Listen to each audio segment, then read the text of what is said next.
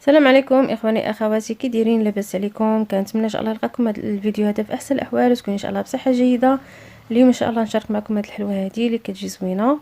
فهنايا كنتمنى انها تنال الاعجاب ديالكم. ما تنسونيش اخواني اخواتي من التعليقات ديالكم اللايك ديالكم. فكنتمنى منكم انكم تدعموا القناه. وانا كنبشكر جميع الاخوان والاخوات اللي من المغرب وخارج المغرب.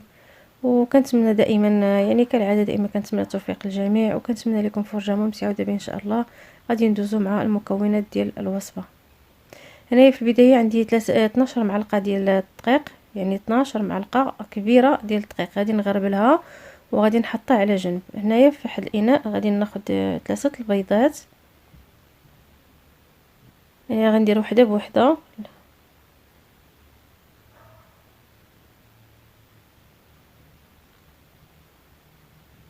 هنا عندي شويه ديال الملحه. هنا غنزيد واحد الكيس ديال الفاني.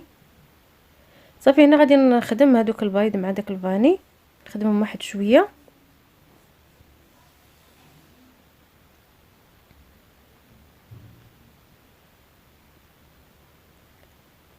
هنا ولي هذا اللي ما عندوش هذا الدرب يخدمون بالخلاط. انا غادي ندير غادي نضيف ليه 12 معلقه ديال السكر اولا سنيده، يعني 12 معلقه.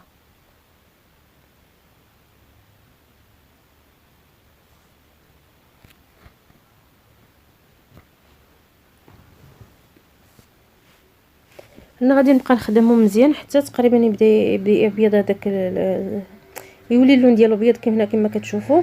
انا غنزيد 12 معلقه ديال الزيت.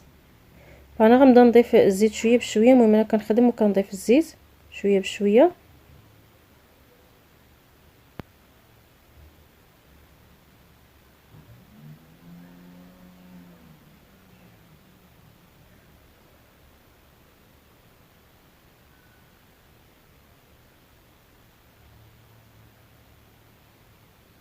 هنا كما كتشوفوا راه الخليط يعني ولا اللون ديالو ابيض.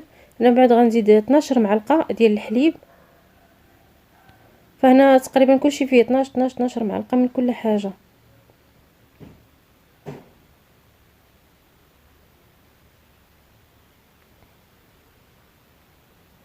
يعني هذا كيجي ساهل بهذه الطريقه هذه.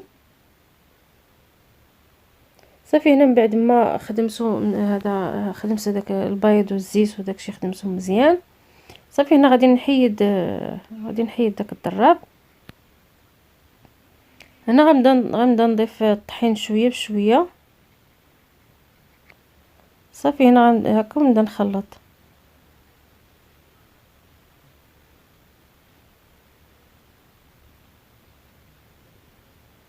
يعني راه الطحين حتى هو راه كما سبقت قلت لكم راه 12 معلقه اللي فيه حتى هو، يعني 12 معلقه من الحليب، 12 معلقه من الزيت، 12 معلقه من السكر، و12 معلقه من الدقيق. هنا غادي نزيد خماره ونص ديال، اللي غادي نزيد تقريبا 10 الغرامات اللي غادي نزيد ما بين 10 حتى 12.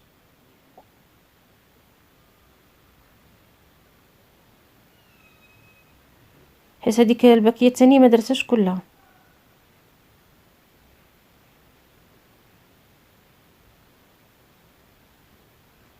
صافي انا غادي نخلطهم، بعد غادي نكمل الطحين اللي بقى ليا.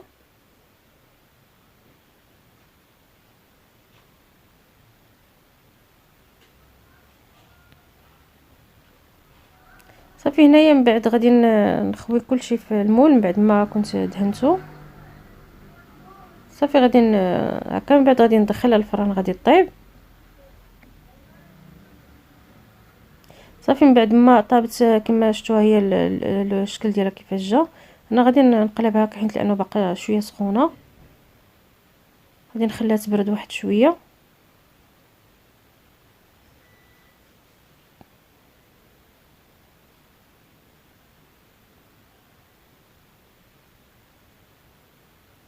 لا انا دائما كنلصق هاد الورق هذا في الطاوه، يعني في داك المول.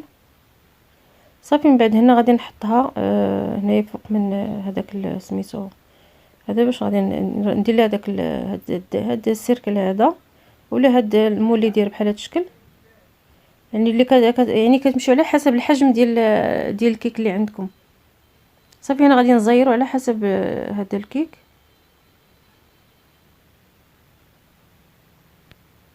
صافي هنا غادي نخليه حتى غيبرد مزيان. هنا في هذه الاثناء هذه غنمشي نصوب لا كريم باتيسير حتى هي.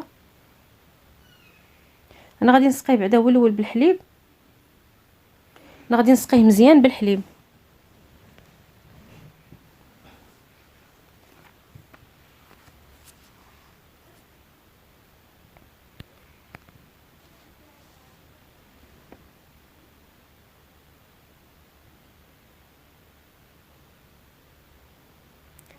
المهم حتى تحسوا به شويه كتشرب يعني هكا، تحسوا به هكا ولا مسقي صافي وحبسوا. صافي هنايا غادي ناخذ كاسرونه غادي ندير فيها سطرو ديال الحليب.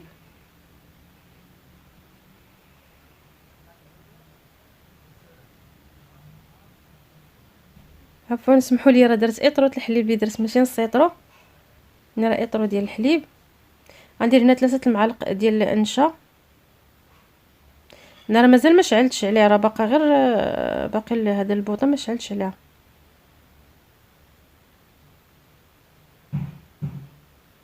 انا غادي نغربل لها كنشا باش ما تبقاش مكوره. في نفس الوقت انا غادي نزيد 2 معالق ديال البودره ديال الكريمه ديال هذا كريم باتيسير، 2 معالق. يعني المعالق ديما كيكونوا كبار.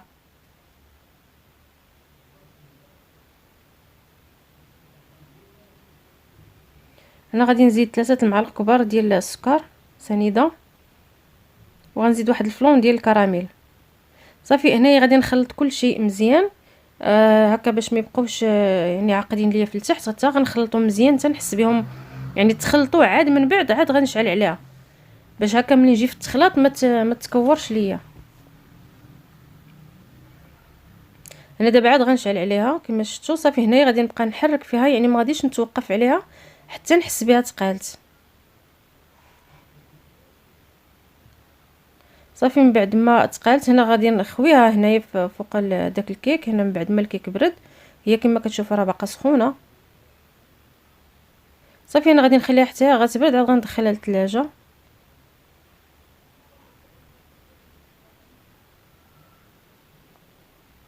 صافي هنا من بعد ما بردت ليا مزيان وخرجتها من الثلاجه وهذا ولقيتها بارده فدرت عليها هذا الكناج هذا. المهم الكناج هذا راني غادي نخليه لكم غادي نخليه لكم هكا في صندوق الوصف. المهم بالنسبه للحلوه كانت هي على هذا الشكل هذا. فكنتمنى ان تنال الاعجاب ديالكم. نتوما شفتوا الشكل ديالها. وهنا تنقول لكم مرحبا بكم. وهنا كنبغي نشكر جميع الاخوان والاخوات اللي من المغرب وخارج المغرب، وكنتمنى لكم دائما يعني التوفيق. وكنقول لكم ما تنسونيش اخواني اخواتي من التعليقات ديالكم ولايك ديالكم. فكنتمنى لكم تشجعوني وتدعموا القناه حتى هي هكا باش تزيد القدام. وكان هذا هو اخر الفيديو. كنقول لكم السلام عليكم حتى الفيديو اخر ان شاء الله.